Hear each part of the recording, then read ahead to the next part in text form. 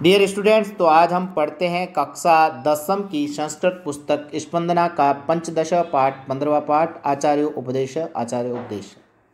प्राचीन समय में ऐसा होता था कि जय जो छात्र होते थे वह गुरुकुलों में पढ़ने जाते थे और उसके पश्चात जब वह विद्या प्राप्ति के पश्चात जब वापस घर को लौटते थे तो उस समय गुरु के द्वारा एक उपदेश दिया जाता था जिसका उसे जीवन भर पालन करना होता था। उसी के बारे में यह पाठ दे रखा है, तो हम इस पाठ को ध्यानपूर्वक पढ़ते हैं और समझते हैं। विश्व वाङ्मय, विश्व के साहित्य में, विश्व के लिटरेचर में वैदिक साहित्य का महत्वपूर्ण स्थानम अस्ति। वैदिक साहित्य का बहुत महत्वपूर्ण स्थान है। वैदिक साहित्य चत्वार वेदाः, वैदिक साहित्य में 4 वेद है। तेसाम व्याख्या रूप, और उनकी व्याख्या करने के लिए ब्राह्मण ग्रंथ है, ब्राह्मणों के द्वारा लिखे गए ग्रंथ है, इसलिए इनके नाम ब्राह्मण ग्रंथ रखे हैं। वेद बहुत गूढ़ है, गहन है, इनको समझना बहुत कठिन है, इसलिए इनको समझाने के लिए कुछ ग्रंथों की रचना हुई, जिसमें सबसे पहले ब्राह्मण ग्रंथ थे।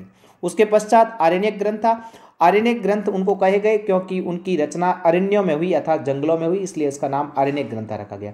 उसके पश्चात उपनिषदश्च सन्ति, और उसके बाद उपनिषद हुए। उपनिषद वो ग्रंथ है जिनके अंदर मनुष्य के मन में उठने वाले सभी प्रकार के सवालों के जवाब मिलते हैं कि ईश्वर है या नहीं है, ईश्वर है तो कहाँ है, ईश्वर को प्राप्त कैसे किया जा सकता है, आत्मा क्या होती है, इंसान मरने के पश्चात कहाँ जाता है। इस प्रकार के आपको उत्तर जो मिलेंगे वह उपनिषद ग्रंथों में मिलेंगे। तत्र अष्टोत्तर 100 नाम, और वहाँ 108 उपनिषदों को परिगणनम अस्ति, एक गणना की गई है। 108 उपनिषद प्रसिद्ध है, परंतु प्रमुखानाम 10 उपनिषदां पठन पाठनम सर्वत्र भवति।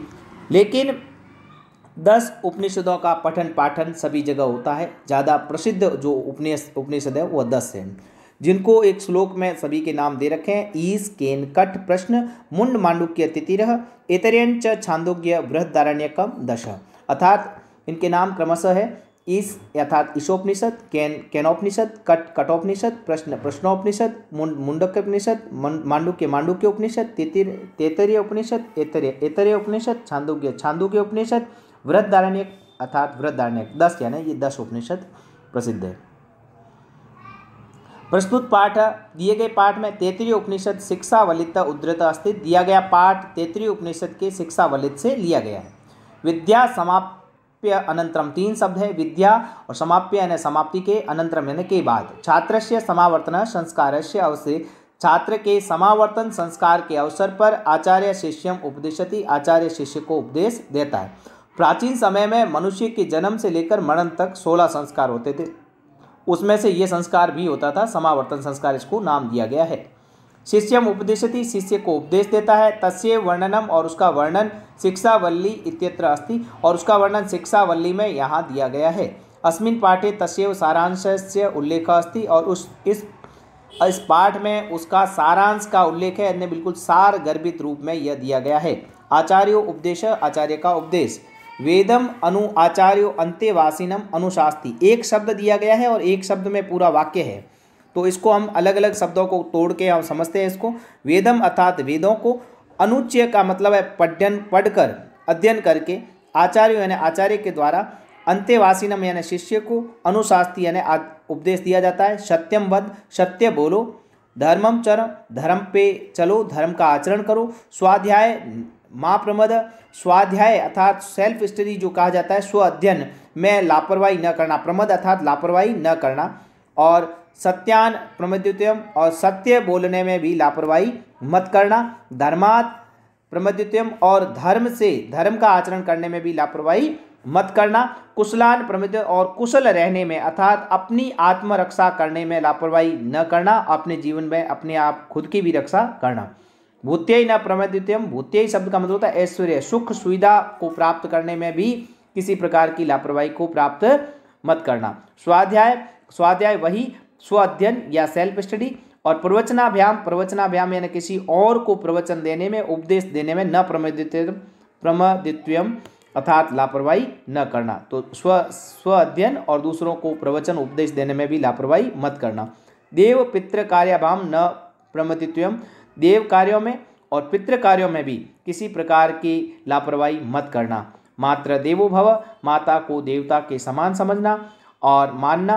पितृ देवो भव, पिता को देवता के समान मानना। आचार्य देवो भव, आचार्यों को देवता के समान मानना। अतिथि देवो भव, आने वाले अतिथि को भी देवताओं के समान मानना। यानी अनवद्यानि कर्माणि, जो अनवद्यानि यानी अनिंदनीय कर्म। अनिंदनीय कर्म का अर्थ है जिसकी कोई व्यक्ति निंदा नहीं करे, ऐसा कर्माणि तानि सेवित्वानि, उनका सेवन करना, यानी जीवन में वही कर्म करना, वही काम करना जिसकी कोई संसार में आपकी निंदा न करे। नो इतराणि, दूसरे कार्य नहीं करने। नो इतराणि, अन्य को नहीं करना। यानी अस्माकम, जिनसे अस्माकम हमारे, सुचरितानि, जिनसे हमारे चरित्र अच्छा बने, तानि सेव्यो उपस्यानि, उन्हीं का सेवन करना चाहिए, उन्हीं कार्यों को अपनाना चाहिए। नो इतराणि, अन्य को नहीं अपनाना। श्रद्धया देयम, जो कुछ भी देय मैंने देना चाहिए, दान कभी भी दो तो श्रद्धा से दो। अश्रद्धया अदेयम, अश्रद्धापूर्वक नहीं देना चाहिए, अर्थात जो दान देना चाहिए मन से श्रद्धापूर्वक देना चाहिए, अश्रद्धा से नहीं देना चाहिए। श्रियाम देयम, जो कुछ दो इच्छा से दो, जबरदस्ती नहीं।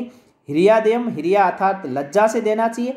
आप कोई महान कार्य नहीं कर रहे हो, आपको ईश्वर का दिया हुआ दे रहे हो, इसलिए आपको लज्जापूर्वक देना चाहिए। भिया देयम, भिया यानी भय से देना चाहिए।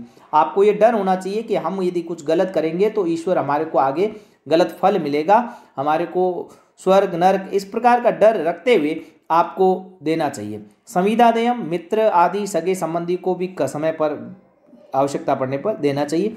एष आदेश, यही आदेश है। एष उपदेश, यही उपदेश है। ऐसा वेदों उपनिषद, और यही वेदों का उपनिषद का यही उपदेश है। एतद अनुशासनम, और यही अनुशासन है। एवं उपासितव्यम, और इसी को हमें मानना चाहिए, इसी पर चलना चाहिए। इस प्रकार से यह पाठ यहाँ समाप्त हो जाता है और इसमें एक अच्छी बात है बताई गई है कि एक प्रकार से जीवन में किस प्रकार से हमको चलना चाहिए जो हमारे जीवन को सफल बना सके, हमारे जीवन का उद्देश्य पूर्ण हो सके। और इस प्रकार आपको हमारा वीडियो पसंद आया तो लाइक करें, शेयर करें, सब्सक्राइब करना न भूलें। आगे अन्य सब्जेक्ट के वीडियो और अन्य क्लास के वीडियो भी देखने के लिए आप हमारे चैनल को सब्सक्राइब करें और बेल आइकन को दबाएं ताकि जो अगला वीडियो है वो आप तक आसानी से पहुंच सके। धन्यवाद।